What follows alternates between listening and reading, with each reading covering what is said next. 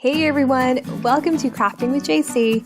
On today's video, I'm going to show you some new Dollar Tree DIYs using their latest home decor items. I'll be making some beautiful wood trays and planters, and I can't wait to show you how you can recreate them too. So grab your crafting supplies and let's get started. My local Dollar Tree has recently added a new home decor section, and I am thoroughly impressed with the beautiful and premium looking items they have in stock. Many already have a finished look, so you don't have to spend a lot of time and effort DIYing. For the first project, I am going to be using the stylish wooden rectangle sign with line patterns. I love the natural wood and the white and the black, and because I already love the colors and the pattern, I'm going to leave it as is, so no painting needed. I'll also be using 6 of these 15 and 3/4 inch bamboo sticks and 4 tumbling tower blocks. I'm going to be using Titebond Quick and Thick multi-purpose glue, but certainly use whatever glue you prefer. Before I glue, I'm going to paint the sticks and the blocks with white acrylic paint. You can really paint this whatever color you want, like black, gold, or green. The sign colors are neutral, so you really can't go wrong with color. I'm using a foam brush to brush that on all over, and since I'm going to be gluing the blocks onto the sign, I make sure to leave one end unpainted. Since this is going to be a tray, I turn it over and remove the string hanger and the staples. I'm just using a staple remover to get those out, and those easily come right out. I'm going to glue the blocks on all 4 corners of the sign, so I apply glue on one end of the block and place it right on the edge of the sign like so. You certainly can use hot glue, it will hold, but if you want an even stronger hold, then you will want to use wood glue. Next, I apply some glue on the ends of the bamboo sticks. These are the perfect length. I didn't have to trim any of these, so I attached that towards the top of the blocks and I hold them together with these little clamps.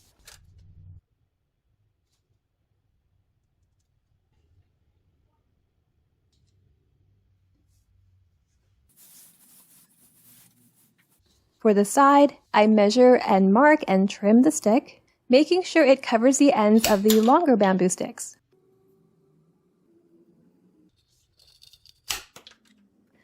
I'm going to apply 2 sticks on all 4 sides, so before I glue the bottom bamboo stick, I place a couple tumbling blocks on the bottom, and this will just make sure it's glued evenly on all 4 sides. So I glue the bamboo sticks all around.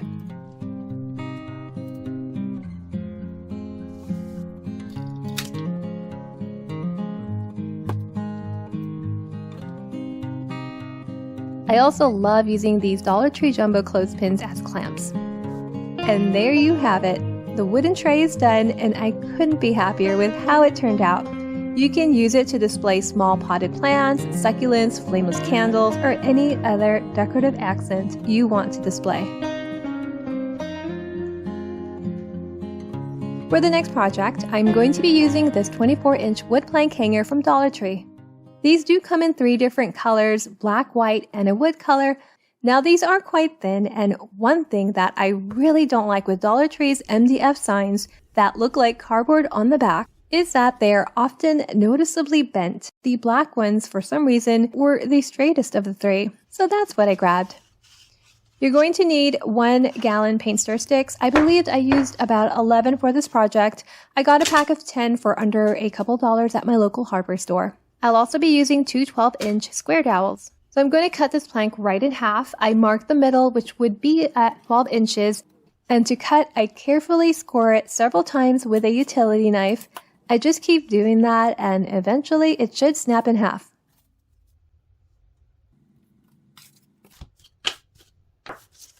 Then I stand the board up on its side, and I hold up a paint stick, and I mark the height. And I'm going to trim 8 of them at that height, about 6 inches. I use a miter box and saw to do that, and these will make the corners of the planter box we're going to make. To make the sides, I'm going to cut the paint sticks so that I have 6 at 4.5 inches. I also cut some bamboo sticks to that size, but I actually ended up not using them. I'm going to spray paint this with gold metallic paint, and I tape off a small section on one side towards the ends where I know I'm going to apply glue on. So I take it outside and I'm just going to spray paint the tops and the sides. and I'm using the hot glue to help flatten the plank even more. So I place that right on the end, making sure it's lined perfectly on the edge, and then I just press down until it's completely dried. I do the same thing on the other end, making sure it's lined up, and then pressing down until it's dried completely. And then I apply the paint sticks on the other plank.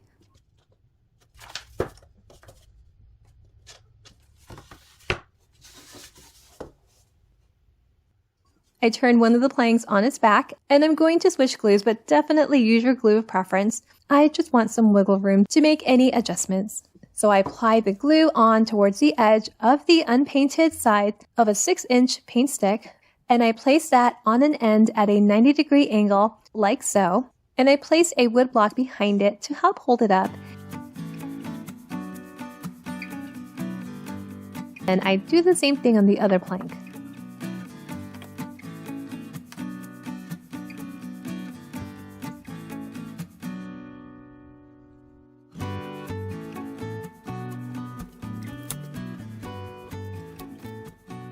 I remove the tape off the smaller paint stick, and I stand the planks up with the backs facing each other. I place one of the 4.5-inch paint sticks right in the center, and some wood blocks on the sides to keep it from falling. And then I glue the paint sticks on the sides like so, starting with the bottom, and then the top. And I clamp it for a bit to keep it in place. I turn it around and I do the same thing on the other side, gluing the bottom and then the top and clamping it. Instead of another paint stick in the middle, I was considering gluing 3 bamboo sticks spaced out in the center, but in the end, I like the paint stick more. For the base, you can use 3 12-inch paint sticks, just trimmed to fit, but I have so many scrap paint stick handles from this and other projects, so I decided to use that for the base instead. I take a dowel and I measure and mark and trim it down so that it will fit nicely inside. I apply glue on one side of the dowel and I push that towards the bottom of the plank like so. And this is what's going to hold up the base. I trim the paint stick handles to fit and then I place them down to see how far apart they need to be spaced out, and then I glue them down. And this DIY is done. Use it as a decorative centerpiece on a table, or use it to keep your things neatly organized. I love how this turned out. While I was at Dollar Tree, these wooden farmhouse buffalo check houses caught my attention. They are so adorable, and I wanted to craft with them, so I grabbed a couple. They each have a shape in the center, a rectangle, or a heart. I'm going to make a wooden house-shaped toolbox planter. Now, if I knew what I was going to make when I bought them, I probably would have picked the same shape, but I didn't, and that's okay. I'll also be using 2 of these 6-inch wood planks from Dollar Tree. Several 1-gallon paint stir sticks. These are scraps, and you just need enough to cover the roof. Now this part is optional. I wanted to add some wood over the roof, so I placed 2 of them on top to measure and mark, and instead of cutting the ends at a 45-degree angle, I'm just going to butt the wood together, where I glue one end to the side of the other to form an L. Once the wood has been trimmed, I'm going to paint them. Since the houses are black and white, I'm going to paint them black. That way, whatever I display inside, it will complement the house and vice versa.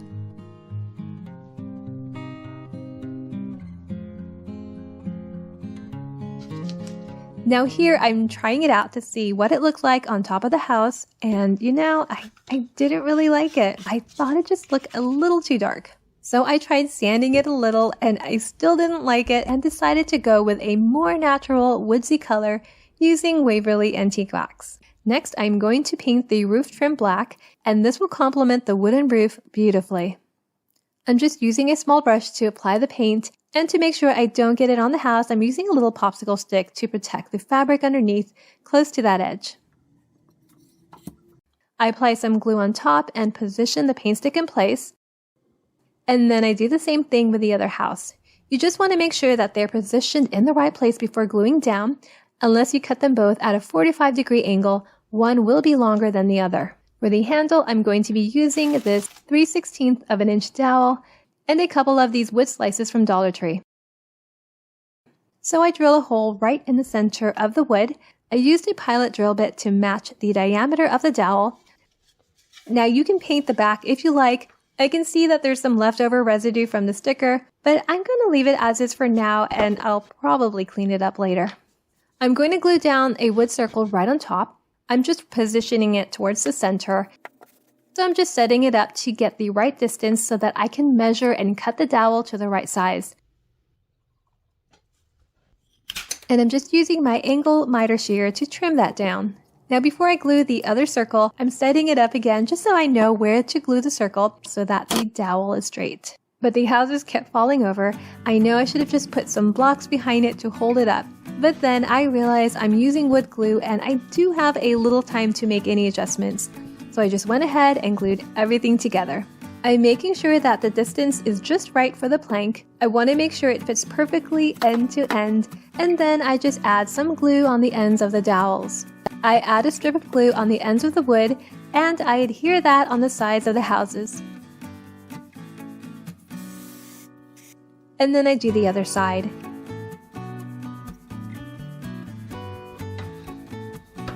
Then I use a carpenter square just to make sure the corners are at a 90-degree angle.